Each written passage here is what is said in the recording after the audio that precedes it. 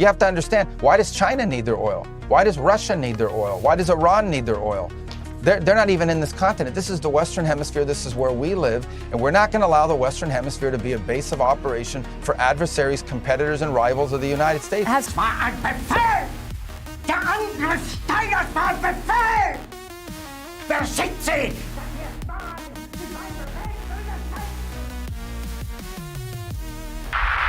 Oh, great. Here we go again.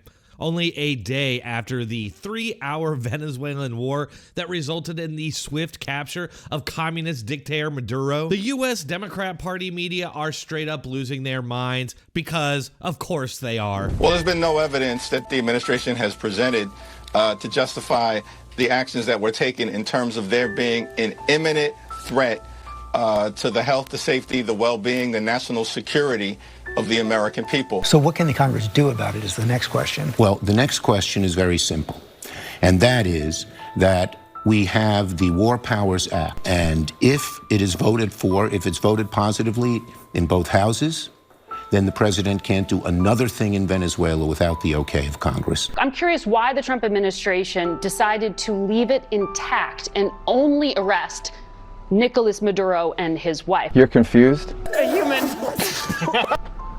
I don't know why that's confusing to you. They're still in power. It's very simple. You're not going to go in and wrap up. You're going to. The number one person on the list was the guy who claimed to be the president of the country that he was not. Let me ask the question again. What is the legal authority for the United States to be running Venezuela?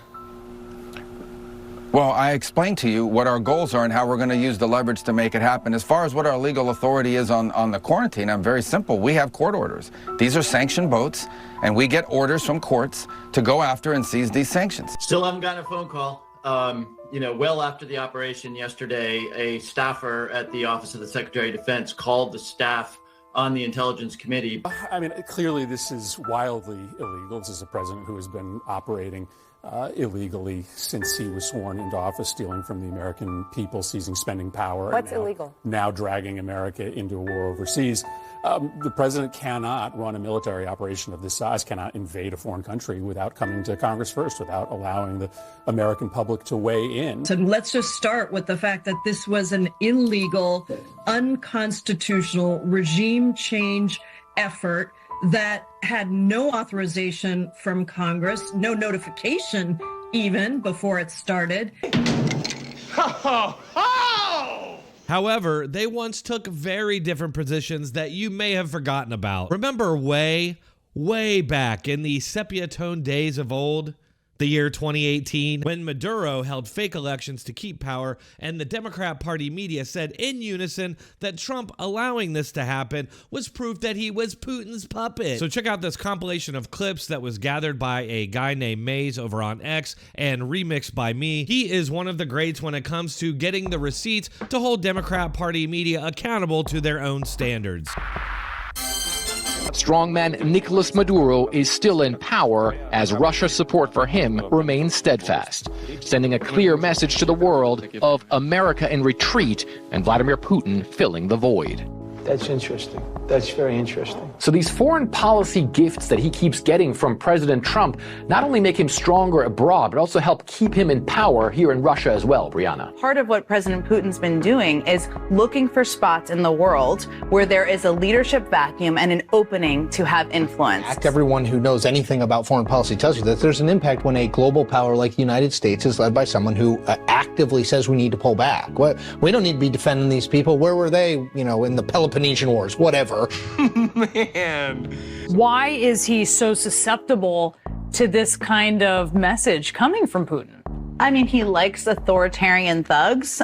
He responds to them. They probably know how to manage him and flatter him. So over the past decade, Nicolas Maduro, the brutal dictator of Venezuela, has presided over a stunning collapse of the Venezuelan economy that has caused nearly 8 million Venezuelans to leave that country, most of which destined for the United States. Part of the reason why we saw 10,000 people showing up at the border every day last year, a number that the United States just can't handle with current resources because of the meltdown of the Venezuelan economy. And so it's no surprise that in the election that was held this week, Maduro clearly lost. Just look at what's going on in Venezuela. Maduro, who is what Donald Trump wants to be. He wants to be the kind of guy that it doesn't matter whether you win or lose, you get to stay in power. Doesn't matter if you win or lose. And Maduro is staying in power by blowing up the rule of law in Venezuela and co-opting the military for his political purposes. That's what Donald Trump is capable of, and that is not American. Trump is not only praising far-right leaders like Putin and Orban, he's praising communist dictators like Xi Jinping for ruling with a, quote, iron fist, and most recently Maduro in Venezuela, who he comes out.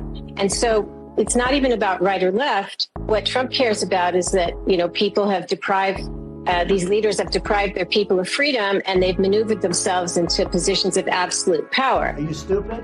Are you a stupid person? Gee, I guess it's completely different now that they're worried this might actually end up good for Trump. Hey, I didn't necessarily vote for this, but it's not like it's outside the bounds of normalcy for America. The socialists and communists are mad, and the Venezuelans seem happy. I don't know, if everything continues moving smoothly and China and Russia end up weakened by this, then I'd call it an overall win for the world. Forget Trump. But that's exactly why the Democrats and their media stooges just can't have it. What do you all think? Let me know in the comments, and if you made it this far, you might as well go ahead and hit that like button and subscribe. I do post on a regular basis, so make sure to keep checking back for more. Thanks a lot.